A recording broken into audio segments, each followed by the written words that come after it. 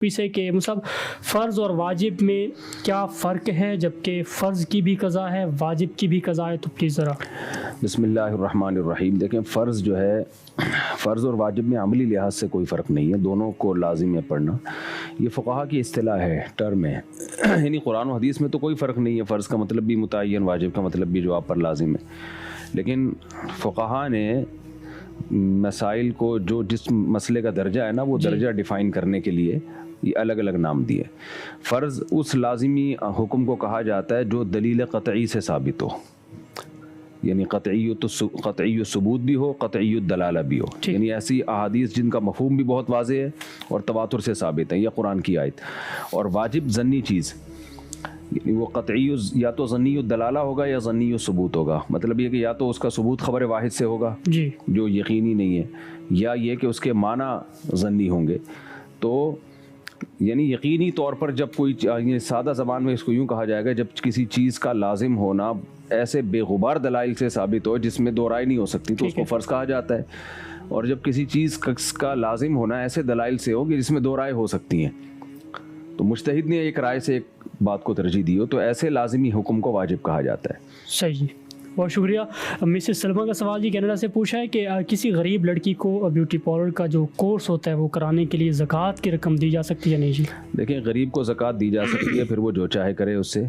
تو اگر beauty parlour کا کورس کرنا چاہتی ہے تو وہ کر لے، لیکن اس میں بیوٹی پارلر میں اس کو پہلے یہ بتایا جائے کہ ناجائز فیشن نہ کروایا جائے، آئی بروز بنانا یا ایسے فیشنیبل بال جس طرح کاٹے جاتے ہیں، یہ سب ناجائز کام نہ کیے جائیں۔ ٹھیک ہے جی۔ اگلا سوال آپ سے پوچھا ہے جی کہ اسلام میں لیڈیز کے لیے ہیئر کٹنگ ممنوع ہے، اگر صرف شوہر کے سامنے خوبصورت دکھنے کے لیے بال کٹوائے جائیں تو وہ جائز ہے، جبکہ نامحرم کے سامنے سر ڈھکا ہوتا ہے جی؟ دیکھیں، شوہر کے سامنے خوبصورت بننے کے لیے بال کٹوانا، یہ بات تعبیری غلط ہے۔ ٹھیک ہے، بال خوبصورت بننے کے لیے کٹوانا یہ تغییر خلق اللہ ہے۔ یہ ایسے جیسے کوئی کہے میں خوبصورت بننے کے لیے داڑھی کاٹتا ہوں، تو داڑھی تو خوبصورت، داڑھی رکھنے میں خوبصورتی ہے، کاٹنے میں نہیں ہے۔ یا کوئی کہے کہ میں آدھے سر کو منڈوا دیتا ہوں، آدھے کو باقی رکھتا ہوں خوبصورت بننے کے لیے، تو یہ تو تغییر خلق اللہ ہے نا۔ تو ایسے ہی عورت کا جو حسن ہے وہ لمبے بالوں میں ہے۔ یہ تو فیشن ہمیں یورپ سے اور غیر مسلم لڑکیاں جو فطرت پہ نہیں ہیں وہاں سے لیا ہے۔ تو شوہر کو خوش کرنے کے لیے یہ کام ٹھیک نہیں ہے۔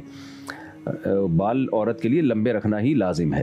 ہاں، لمبائی میں کم از کم اتنی لمبائی ہو کہ چٹیا بن سکتی ہو، صحیح، اتنی لمبائی ہو، تو اس سے زیادہ لمبائی رکھنا تو لازم ہے، لیکن اس سے زیادہ بال لمبے کرنا افضل عمل ہے، لیکن واجب کے درجے میں نہیں ہے۔ تو اگر کوئی خاتون بہت زیادہ لمبے بال ہیں، ان کو برابر کر دیتی ہیں، نوکے کاٹ کے یا چھوٹے کر دیتی ہیں، تو وہ ٹھیک ہے، کراہت کے ساتھ اس کی گنجائش ہے، لیکن بہرحال شریعت میں یہ عمل پسندیدہ نہیں ہے۔ تو شوہر اگر چھوٹے بال کا کہہ رہا ہے کہ بال چھوٹے کراؤ، تو عورت پر اس معاملے میں شوہر کی اطاعت لازم نہیں ہے۔ جی، بہتر۔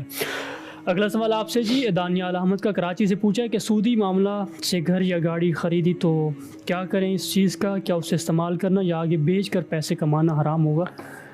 دیکھیں، بینک سے سودی لین دین کرنا حرام ہے، گناہ کبیرہ ہے۔ نبی صلی اللہ علیہ وسلم نے فرمایا کہ سود کی وجہ سے 4 آدمیوں پر لعنت ہوتی ہے: سود دینے والا، سود لینے والا، سودی معاملے کو لکھنے والا، اور اس پر گواہ بننے والا۔ صحیح۔ تو سودی لین دین کے ذریعے آپ بینک سے گاڑی لیں گے تو یہ لعنتی عمل ہے، لیکن وہ گاڑی حرام نہیں ہو جاتی۔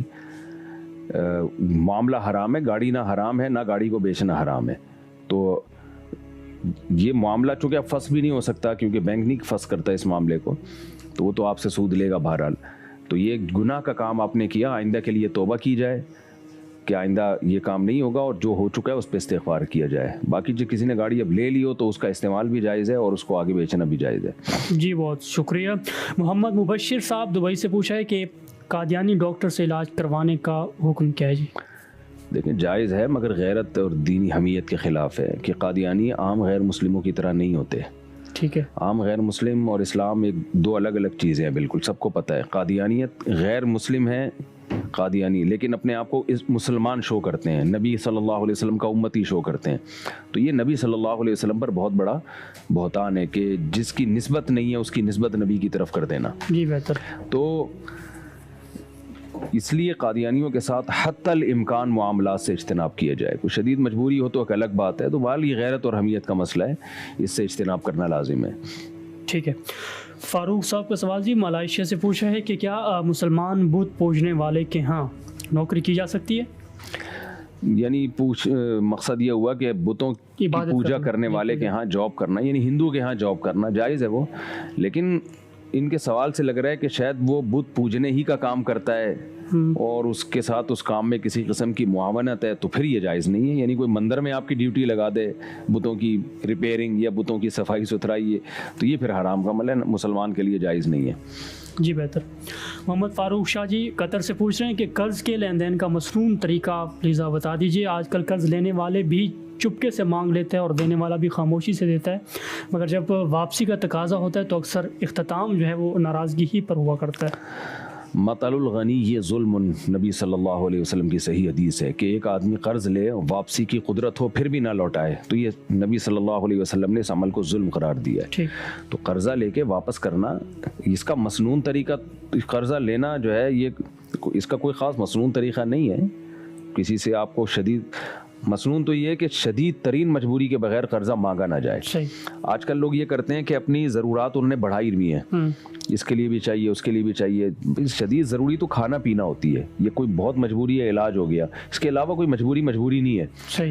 لوگ چھوٹی چھوٹی باتوں میں قرضہ مانگ رہے ہوتے ہیں، یہ غلط ہے. القرض مقراض المحبہ، قرض کہتے ہیں کاٹنے کو، مقراض عربی میں کینچی کو کہتے ہیں، کاٹتی ہے.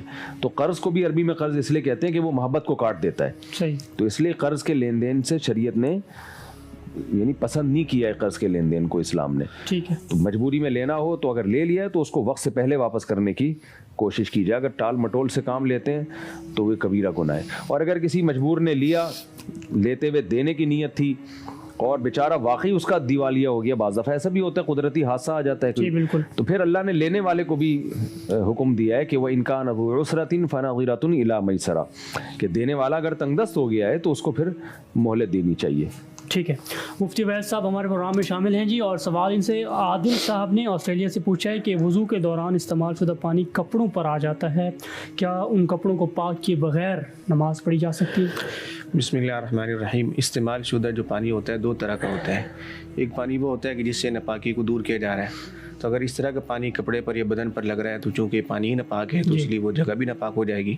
لیکن دوسرا پانی وہ ہوتا ہے کہ بھئی جس سے وضو کیا جا رہا ہے یا غسل کیا جا رہا ہے اور ظاہری طور پر کوئی نجاست بھی موجود نہیں ہے، تو اگر یہ پانی بدن پر لگ جاتا ہے یا کپڑوں پر لگ جاتا ہے تو اس سے وہ حصہ ناپاک شمار نہیں ہوگا.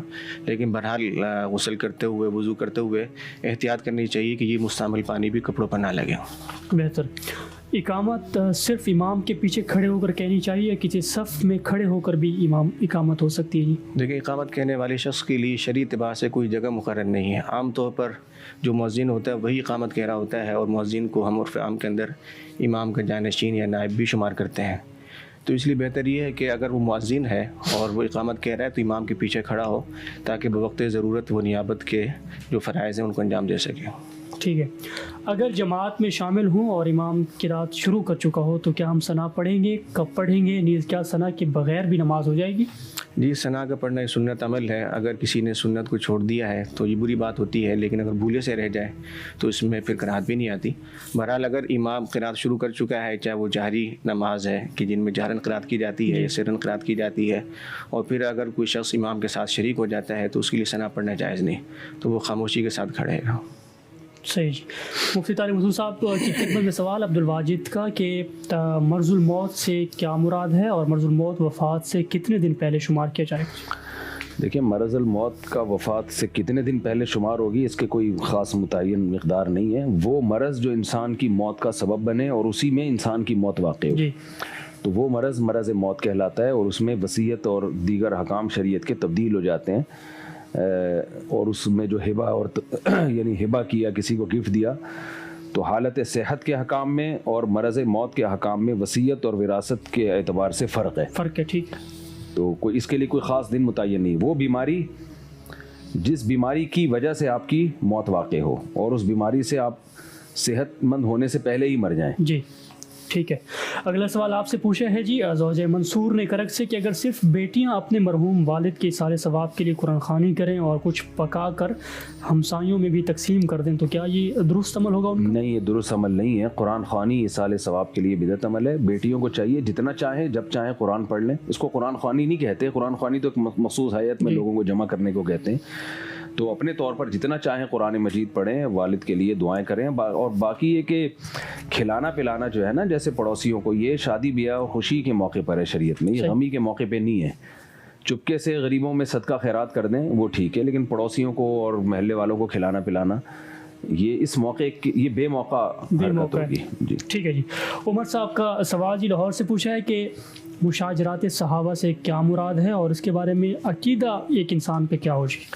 دیکھیں, مشاجرات صحابہ کا مطلب یہ ہے کہ صحابہ کرام کے بھی سیاسی اختلافات ہوئے بعد میں, جیسے حضرت علی کا حضرت معاویہ سے اختلاف ہوا, مشہور واقعہ جنگ جمل, جنگ صفین. تو اس بارے میں اہل سنت والجماعت کا جو عقیدہ ہے وہ یہی ہے کہ اس میں 3 فریق تھے اور تینوں برحق تھے. ٹھیک ہے. ایک فریق تو جو حضرت علی کے ساتھ, ایک فریق جو حضرت معاویہ کے ساتھ, ایک فریق جو دونوں میں سے کسی کے ساتھ بھی نہیں تھا, اور تینوں کے پاس اپنے آپ کو برحق ثابت کرنے کے لیے احادیث موجود تھیں. جس نے نبی کی بات کا جو مفہوم سمجھا, یعنی قرآن بھی تھا, حدیث بھی تھی, اس پر تفصیلی بیانات بہت ہو چکے ہیں, یہ تو مسائل کا وقت بہت مختصر ہوتا ہے. تو جس نے جو سمجھا وہ کیا. جیسے حضرت علی رضی اللہ تعالیٰ عنہ ایک صحابی کے پاس گئے کہ حضرت معاویہ کے خلاف لڑائی, ان کو یعنی بیعت پر زبردستی مجبور کرنے کے لیے کہ میرے ساتھ لڑائی میں چلو. تو ان صحابی نے آ کے کہا کہ میں نے لکڑی کی تلوار بنائی ہے, کیونکہ نبی نے فرمایا تھا کہ مسلمانوں کی تلواریں آپس میں چلیں گی, فتنہ ہوگا, تو لکڑی کی تلوار بنا لیں جو لڑنے کے قابل بھی نہ ہو. کیا مطلب؟ اب اصولی طور پر تو حضرت علی امیر المومنین تھے, تو ان صحابی نے امیر المومنین کی نافرمانی کی. تو اگر کوئی نیگیٹو سوچ کا حامل ہے تو ان صحابی کو بھی وہ معاذ اللہ برا بلا کہے گا جنہوں نے حضرت علی کی بات نہیں مانی. حضرت علی تو کہہ رہے ہیں چلو میرے ساتھ, لیکن کیا وجہ ہے کہ بھائی وہ امیر المومنین کے حکم کی خلاف ورزی کو اس موقع پہ واجب سمجھ رہے ہیں. وہ کہہ رہے ہیں نبی کا حکم ہے کہ فتنے کے دور میں نہیں لڑنا ہے. تو حضرت علی نے بھی ان کے عذر کو عذر سمجھا اور ان کو اصرار نہیں کیا. ٹھیک ہے. تو ہم یہ دیکھتے ہیں کہ صحابہ تو بہت براڈ مائنڈڈ تھے اس بارے میں. جو ان کی رائے سے اختلاف کر رہا ہے نہ اس کو جہنمی کہہ رہے ہیں, نہ گمراہ کہہ رہے ہیں, نہ گناہ گار کہہ رہے ہیں. تو اور وہ سمجھتے ہیں کہ اللہ نے ہمیں ایک آزمائش میں ڈالا. حضرت علی کی رائے یہ تھی کہ حضرت معاویہ نے جو ہے چونکہ بیعت نہیں کر رہے تو ان کا شمار باغیوں میں ہوگا. حضرت معاویہ کی رائے یہ تھی کہ جب تک میں نے امیر المومنین کو امیر تسلیم ہی نہیں کیا تو بغاوت کے احکام مجھ پہ لاگو ہی نہیں ہوتے. ٹھیک ہے. تو ہر صحابی کے پاس دلیل تھی. تو یہ جیسے اللہ نے صحابہ کو آزمایا ہے, ایسے ہی بعد والی امت کو بھی آزمایا ہے کہ آپ اس آزمائش میں کیا کرتے ہو. تو جو اس آزمائش میں خاموشی اختیار کرتا ہے اور کہتا ہے وہ بڑے لوگ تھے, ہر ایک کے پاس دلیل تھی, نفسانی خواہشات کے لیے کوئی نہیں لڑ رہا تھا, سب اللہ کو راضی کرنے ہی کے لیے جو کچھ ہو رہا تھا اللہ کی رضا, جس نے جس کو حق سمجھا اس پر عمل کیا. اور اختلاف ہو سکتا ہے, نبی صلی اللہ علیہ وسلم نے فرمایا جب مجتہد اجتہاد کرتا ہے تو درست رائے تک پہنچے تو 2 اجر ہے, ایک غلط رائے تک پہنچے تو بھی 1 اجر ہے. تو ان کے بس میں جو ان کی سمجھ میں آیا, جس طرح سے انہوں نے سمجھا کہ اس میں اللہ کی رضا ہے تو اس پر انہوں نے عمل کیا. تو صحابہ کے جو بھی اختلافات ہیں ان سب کے بارے میں یہی عقیدہ ہے پوری امت. ٹھیک ہے جی, بہت شکریہ مفتی طارق مسعود صاحب کا جو پروگرام میں تشریف لائے.